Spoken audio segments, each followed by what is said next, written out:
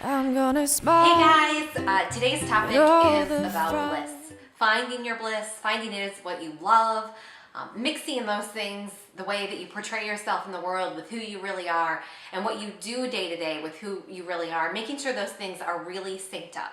So let's say you're not totally happy in your life. Something's not going quite right, you don't necessarily know what it is.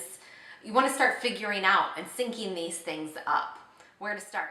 At the very beginning, when I started my journey to figure out what it was that I truly loved to do, I realized that I didn't have a clue.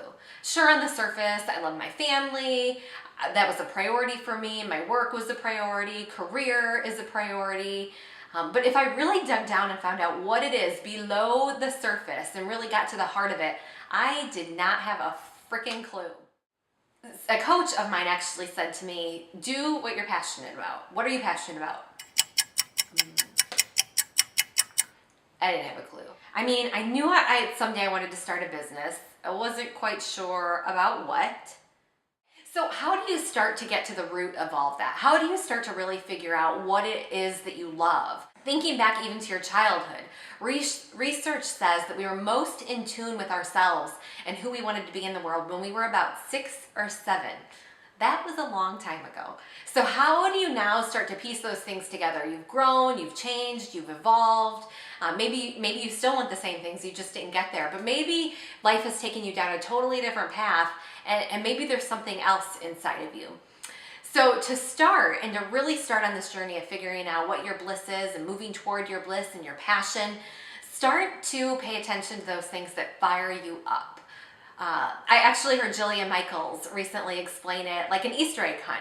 When you were kids, if you looked for Easter eggs, my parents and my sister and I would play these with Easter eggs and hide other things for months after Easter because we wanted to keep continuing this game. But we'd hide things, or the Easter eggs would be hidden, and someone may say warmer or colder as you get closer or further away from the Easter eggs. So I want you to apply this as you think about what your passion and your bliss is. What makes you warmer inside? What cools you off and doesn't excite you quite so much? And start to tune in and pay attention to those things that you get excited about, that you get motivated about, and those things that you don't.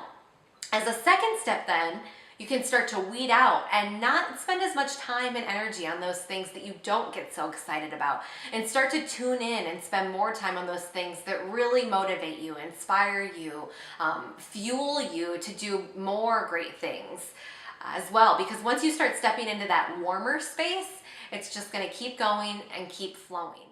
I'd love to hear your comments, your feedback on this, and let me know how it works for you. We just want to feel okay.